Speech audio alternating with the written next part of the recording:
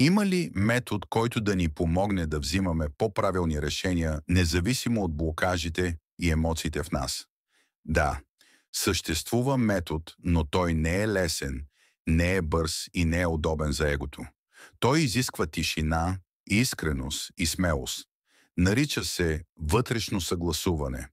Какво означава вътрешно съгласуване? Това е процес, в който събираш на едно място всички свои вътрешни гласове – страха, гнева, детето в теб, нуждата, срама, купнежа, разума, душата – и ги слушаш. Без да бързаш, без да се отъждествяваш, без да решаваш на момента. Само присъствие, сама истина. Когато човек успее да изслуша целият вътрешен хор, започва да се очертава ясно какво е неговото собствено решение. Необусловеното, неочакваното, нереактивното. Стъпки към яснота в решението. Едно.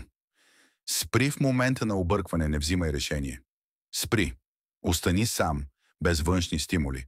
Просто забави. Втора. Назови всичко, което се случва в теб. Запиши. Какво чувстваш? От какво те е страх? Какви са очакванията?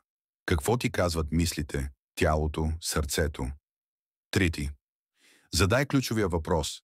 Ако не ме беше страх, какво бих избрал? Ако не търсех одобрение, какво щях да направя? Ако знаех, че заслужавам най-доброто, какво бих позволил да влезе в живота ми? Черти, свържи се с тялото си. Тялото никога не лъже. Ако едно решение ти носи стягане в гърдите или стомаха, това е сигнал. Ако се усеща като облегчение, дори да е страшно, може би е вярното. Пети. Изчакай душата си, истинските решения не идват от ума.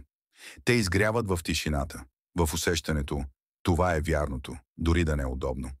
Понякога трябва да минат дни, друг път – минути, но душата винаги шепне. Важно, този метод не гарантира, че няма да сгрешиш, но гарантира, че ще си бил верен на себе си. А това е единственото правилно решение в свят на безброй възможности. Когато човек действа в съгласие с себе си, всичко останало се подрежда.